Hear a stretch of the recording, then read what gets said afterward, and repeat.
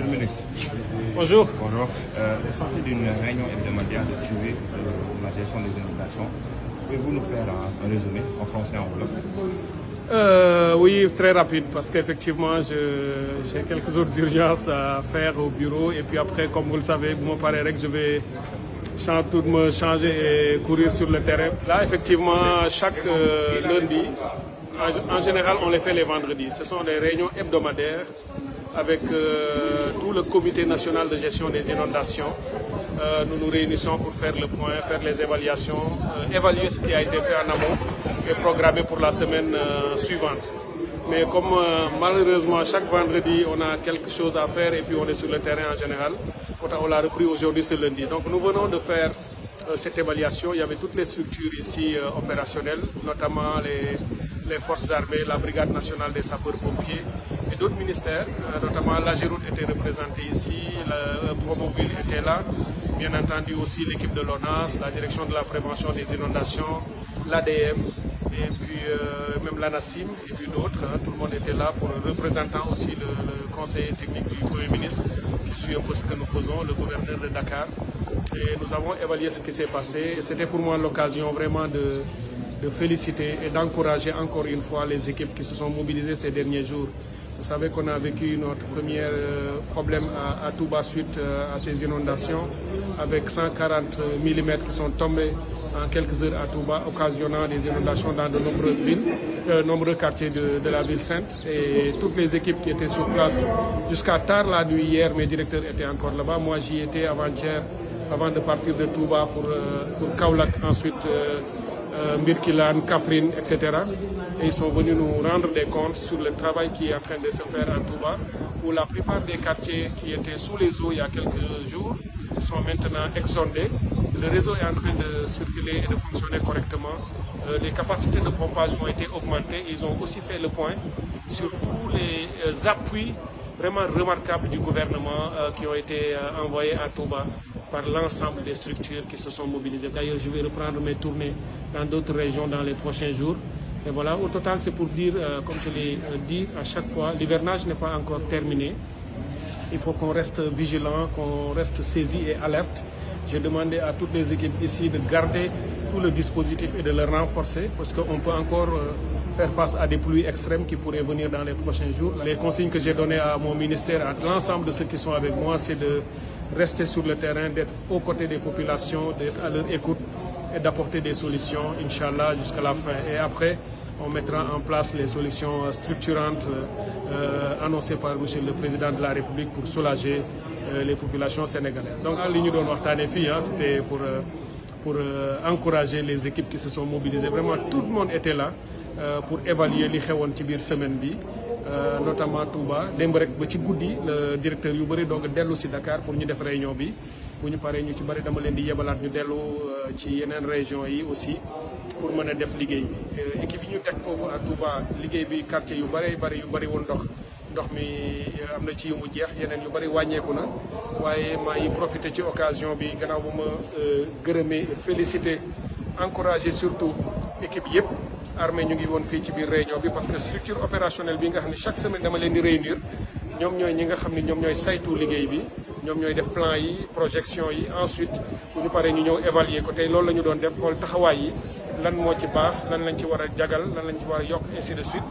Et sapeurs-pompiers ngi fi woon armée ngi fi woon gouverneurs yi aussi def nañu seen ay rapport même yeneen ministères yi AGEROUTE nga xam ne affaire infrastructure Promoville ADM service d'hygiène ak ONAS ak ministère de l'hydraulique et de l'assainissement direction yëpp ñu ngi fi woon pour ñu mën a évaluer boobu liggéey ma profité vraiment ci occasion bi ñoom non seulement ma jaajëfal leen et encourager leen pour ñu gën a yokk seen taxawaay mais ma féliciter administration territoriale bi nga xam ne foofu Touba gouverneur préfet bu Mbacké ak sous-préfet bu Ndam monsieur le maire Abdoulahad Ka ci taxawaayam nga xam ne à tout moment dañu doon communiquer monsieur le député Cheikh Thioro Mbacké foofu ak ñi mu àndal surtout nag communauté yi citoyens yi yóbbu nañ fa ay centaines de moto pompe ak ay électropompe jox leen ko pour ñu dugg ci kër yi di ngàcc ndox mi mais ñoom ñooy sol seen ay bot dugg jël seen loxo dimbali askan wi loolu nag yaakaar naa mooy xam ne bi ñuy wax Sénégal bi ñu bëgg ñun mooy boobu nga xam ne bu amee taxawaay rek askan wi yëpp dañuy ñëw jàpp ci vraiment ñuy gërëm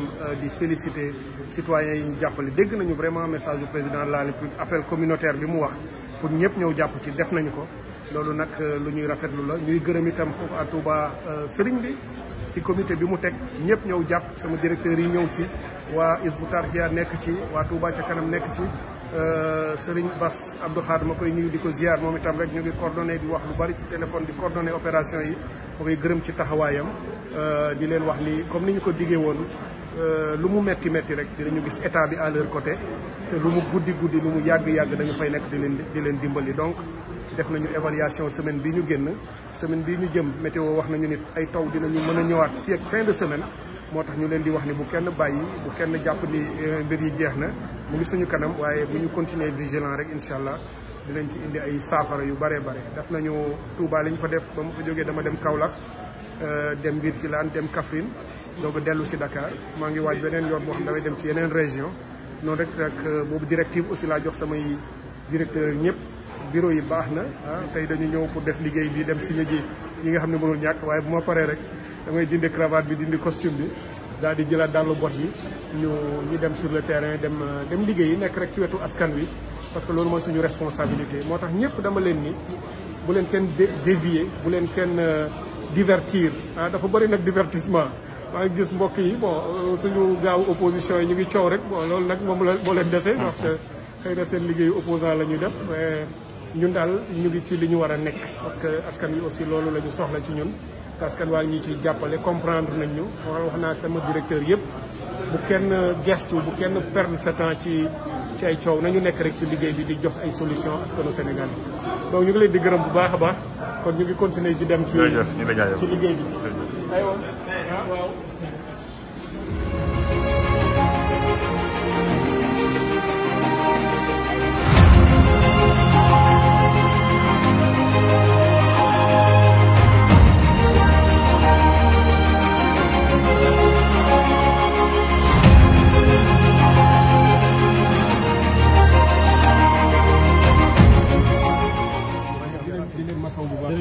jafe-jafe yi métti na waaw incha allah bu ñu góorgóorloo ba nawet bi romb rek ñu taxaw ci xool nag ànd ñun ñëpp ñu xalaatandoo ko xalaat yi ngeen di nekk technicien bi ñu ñëwee ñu xool li ci mën a am ñu ànd ci loolu mën naa leen woon yoon bi parce que man dama judd fii yaroo fi am fi macha allah mën naa leen a woon nga si macha allah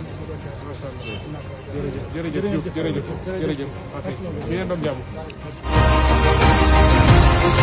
En fait, octobre, peut-être que l'hivernage va, avec les changements climatiques, on va en avoir encore jusqu'à mi-octobre, probablement, un peu après. Mais entre novembre et décembre, c'est là le temps vraiment de s'asseoir et d'évaluer tout ça. Partout où ça a plus ou moins fonctionné, de savoir pourquoi, mettre en place un bon dispositif. C'est ça. Et puis voilà, ça nous permettra d'ici le prochain hivernage au moins de... Maintenant, avec les études qu'il faudra faire sur les plans directeurs d'assainissement dans les villes, là, on essaie de lancer sur un plan...